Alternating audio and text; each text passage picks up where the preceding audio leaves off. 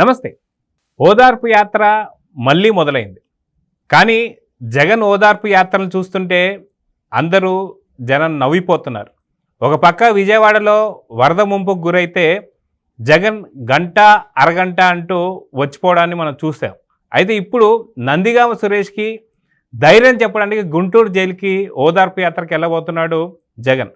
అంతకుముందు పిన్నెల్లి రామకృష్ణారెడ్డి, ఇప్పుడు వచ్చేసి నందిగామ సురేష్. నిజంగా ఈ యాత్రలను చూస్తే వైసీపీకి సిగ్గుందా లేదా అనేటువంటి యొక్క ప్రశ్నలు మాత్రం ఉత్పన్నం అవుతున్నాయి. అయితే దీని గురించి మనతో మాట్లాడడానికి సీనియర్ జర్నలిస్ట్ కనకదుర్గ వడ్లమణి గారు ఉన్నారు. వారిని అడిగి తెలుసుకుందాం. మేడం నమస్తే. నమస్తే అండి. జగన్ చేసే ఓదార్పు యాత్రల్ని ఎలా చూడాలి? ఎందుకంటే ఒక రౌడీ షీటర్ కావచ్చు, లేదంటే మనకు ఒక ఈవీఎం ప్యాడ్లు పలగొట్టినటువంటి ఒక మాజీ ఎమ్మెల్యే అయినటువంటి ఒక పిన్నెల్లి రామకృష్ణారెడ్డి కావచ్చు, ఇప్పుడు మళ్ళీ నందిగామ సురేష్ కావచ్చు. అంటే ఎందుకు ఈ శవ రాజకీయాలు కావచ్చు, లేదంటే మనకు ఎవరైతే బూతులు పురాణాలు కావని, లేదంటే మనకు దాడులు చేసినటువంటి వాళ్ళపైన ఎందుకు ఇంత ప్రేమ?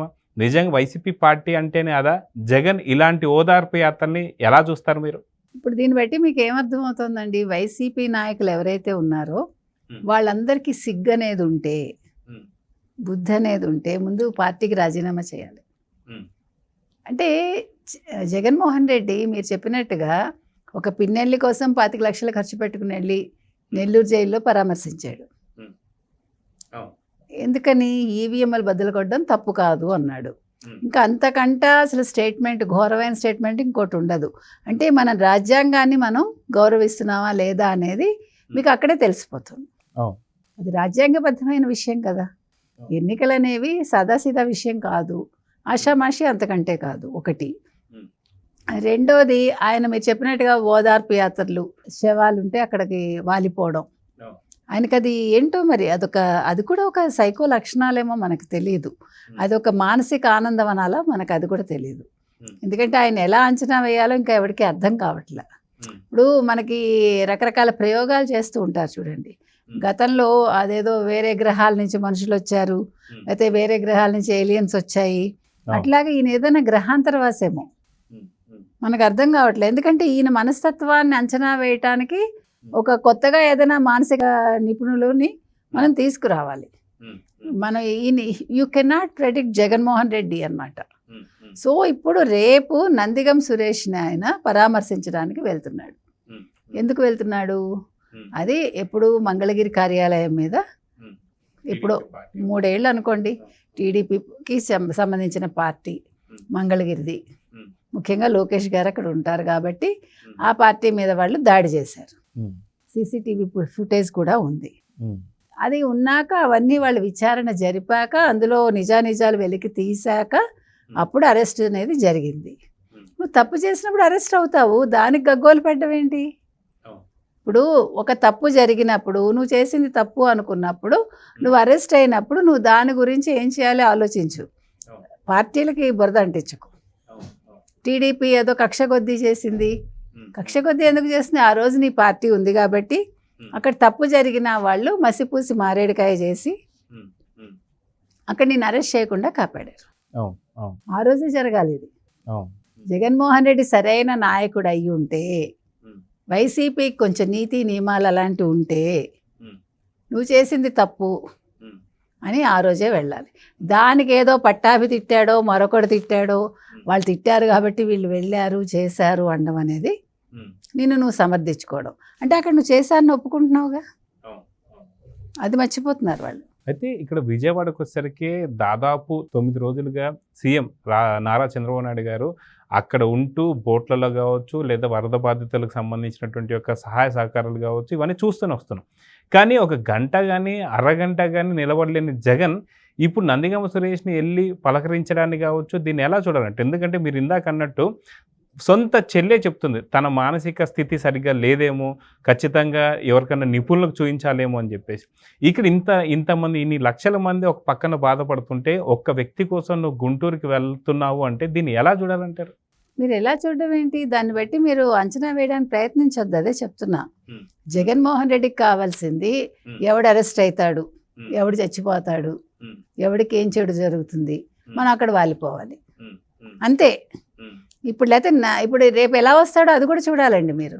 ఇప్పుడు యలహంక ప్యాలెస్ నుంచి జగన్మోహన్ రెడ్డి ఒక సాధారణ ప్రయాణికుల్లో వస్తారా, లేదు ప్రత్యేక హెలికాప్టర్లో వస్తారా, లేకపోతే ప్రత్యేక విమానంలో వస్తారా, ఎక్కడ దిగుతాడు, గుంటూరు వెళ్తాడా డైరెక్ట్, అసలు ఏం చేస్తాడు అనేది కూడా ఒక క్వశ్చన్ మార్కే. వాళ్ళు సాక్షి దాని మీద ఏం చెప్తోంది, రేపు జగన్మోహన్ రెడ్డి పరామర్శించడానికి వస్తున్నారు నందిగం సురేష్ని, ఇట్లా అక్రమంగా కేసు పెట్టారు. ఇంకొక ముఖ్యమైన పాయింట్ ఏం చెప్పారంటే సాక్షి ఛానల్ వాళ్ళు మీరు గమనిస్తే 70 రోజులు దాటాక సాక్షిని విచారించడానికి వీల్లేదు.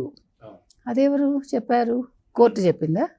70 రోజుల తర్వాత చెప్పడం అయితే సుప్రీంకోర్టు ఇచ్చిన ఆదేశాలు బట్టి 70 రోజుల తర్వాత ఎటువంటి విచారణ ఇప్పుడు చేయకూడదు. మరి కొన్ని కేసులు 10 ఏళ్ళ నుంచి ఉంటాయి కదండి, మరి వాటి మీద విచారణ ఎందుకు జరుగుతోంది? సాక్షుల్ని తారుమారు చేస్తారని కొంతమంది బెయిల్ ఇవ్వట్లే కదా, ఇవన్నీ ఎందుకు జరుగుతున్నాయి? అంటే మీరు ఒప్పుకున్నట్టే కదా, ఇప్పుడు కూడా మీరు అఫీషియల్గా ఒప్పుకున్నారు మీ ఛానల్లో, సాక్షులు ఉన్నప్పటికీ విచారించకూడదు అంటున్నారు. అంటే సాక్షి ఉన్నాడు అక్కడ, అంటే అది జరిగింది ఆ సంఘటన. అక్కడ నందిగం సురేష్ కాదు, వాళ్ళు చెప్పింది మన సరే సీసీ ఫుటేజ్ పక్కన పెట్టండి, ఇవాళ సాక్షి అఫీషియల్గా డిక్లేర్ చేసింది ఎస్ నందిగం సురేష్ తప్పు చేశాడు, సాక్షులు ఉన్నారు, కానీ 3 ఏళ్ళు అయిపోయింది, 70 రోజుల తర్వాత విచారించకూడదు, కాబట్టి ఇది మీరు ఎలా విచారిస్తారు, కోర్టు ఎందుకు అరెస్ట్ చేస్తుంది, దే ఆర్ క్వశ్చనింగ్. మొత్తం మీద వాళ్ళకి వాళ్ళే ఒప్పుకుంటున్నారు తప్పు జరిగింది, కానీ మీరు అరెస్ట్ చేయకూడదు. పట్టాభి బూతులు మాట్లాడాడో మరి ఏం మాట్లాడాడో మనకు తెలియదు, మాట్లాడాడు కాబట్టి నందిగం సురేష్ రెచ్చిపోయాడు, అది వాళ్ళు అంటూ ఉన్నది. అంటే వాళ్ళంతటా వాళ్ళు ఒప్పుకుంటున్నారండి తప్పు జరిగింది నందిగం సురేష్. ఇంకొకటి, నందిగం సురేష్ ఇప్పుడు ఈ ఒక్క కేసుతోటే ఆగిపోదు. ఇప్పుడు అతనికి నిన్న మనం క్లియర్ కట్గా చెప్పాం, మనం ఏదైతే చెప్పామో ఇవాళ అది నిజమని ప్రూవ్ అయింది. ఏది ప్రకాశం బ్యారేజ్ గేట్లు పగలగొట్టడానికి వాళ్ళు 5 బోట్లు అక్కడ పెట్టారు, 40 to 50 టన్నులు బరువు ఉండేవి అది కూడా ప్లాస్టిక్ తాళ్లతో కట్టారు. అవి ఢీకొని ఒక బోటు గల్లంత అయిపోయింది, ఒక బోటు కొట్టుకుపోయింది. ఇవన్నీ కూడా క్లియర్ కట్గా చెప్పాం. అంటే ఆ ప్రకాశం బ్యారేజీని వాళ్ళు నాశనం చేసి ఆ నీళ్ళంతా వరదంతా కూడా విజయవాడని ముంచెత్తితే జగన్మోహన్ రెడ్డి యలహంకలో ఉండి ఆనందపడి తర్వాత ఒక వారం పోయాక వచ్చి హెలికాప్టర్లో ప్రజలను చూసి ఆ నీటిని చూసి ఒక స్టేట్మెంట్ ఇస్తాడు, ఇదిగో ప్రకాశం బ్యారేజీ గేట్లు బద్దలైపోయాయి, దీనికి కారణం చంద్రబాబు నాయుడు, దీనికి కారణం తెలుగుదేశం, ఈ ముఖ్యమంత్రిని బర్తరఫ్ చేయాలి, తర్వాత మీరు వెంటనే రాష్ట్రపతి పాలన పెట్టాలి అని ఒక స్టేట్మెంట్ ఇద్దాం అనుకున్నాడు. ప్రజలను నమ్మించడానికి చూశాడు. కానీ మనం నిన్న కూడా చెప్పాం, వాళ్ళన్నీ కూడా ప్లాన్లు వేస్తారు, ఒక ప్లాన్ కూడా ఫలించదు, అవన్నీ కూడా విఫలమవుతాయి, అవి జగన్మోహన్ రెడ్డి మొహానికే మళ్ళీ తిరిగి కొడతాయి. అయితే విజయవాడకి సంబంధించినటువంటి ఒక వరద బాధితులు ఎవరైతే ఉన్నారో జగన్ రానున్నటువంటి ఒక గుంటూరు జైలు దగ్గర కూడా ఖచ్చితంగా అడ్డుకోబోతున్నారని చెప్పి కొన్ని వార్తలు అయితే వస్తున్నాయి. ఎందుకంటే ఇన్ని లక్షల మంది వరదలో ఇబ్బంది పడుతుంటే నువ్వు కనీసం ఒక గంట కానీ అరగంట కానీ ఉండలేని వాడివి, నీ నందిగామ సురేష్ కోసం రావడం అనేది కరెక్ట్ కాదు అని చెప్పేసి కొంతమంది అడ్డుకోవడానికి రెడీగా ఉన్నారని చెప్పి వార్తలు కూడా వస్తున్నాయి. దాంట్లో ఎంతవరకు నిజం ఉందనుకోవచ్చు? వచ్చినా వస్తారండి, ప్రజల ఆగ్రహం మనకు తెలుసు. వాళ్ళకి అనుగ్రహం వచ్చినా ఆగ్రహం వచ్చినా ఎవడో ఆపలేడు. వాళ్ళకి చంద్రబాబు మీద అనుగ్రహం వచ్చింది, జగన్ మీద ఆగ్రహం రావడం ఆశ్చర్యం ఏం పడక్కర్లే మనం. ఎందుకంటే ఇప్పుడు తప్పు చేశాడు, వచ్చాడు, ఆ రోజు బురదలో దిగాడు, 20 నిమిషాలు ఉన్నాడా ఖచ్చితంగా? మనకు తెలిసి అంత కూడా లేడేమో. ఏదో మాట్లాడాడు వెళ్ళిపోయాడు, ₹1 అన్నాడు. ఏది ఆ 1 నీటి మూటలు మిగిలాయి అక్కడ. అర్థమైందా మీకు? రేపు నిల్చోబెట్టి ప్రజలు కడిగినా మీరు ఆశ్చర్యపోకండి. జగన్మోహన్ రెడ్డి నువ్వు మనిషివా, నువ్వు ఉత్తి మాటలు చెప్పేసి ఇట్లా తప్పులు చేసిన వాళ్ళని నువ్వు దండిస్తావా అని అడుగుతారు. తర్వాత ఇందాక మనం మాట్లాడుకునేటప్పుడు ఇప్పుడు ఈ బోట్లకు సంబంధించి అవి నందిగం సురేష్కి సంబంధించినవి అనేది ఒక మాట బయటకు వచ్చింది. తర్వాత అతను ఎవరు రఘురాము వీళ్ళకి సంబంధించినవి.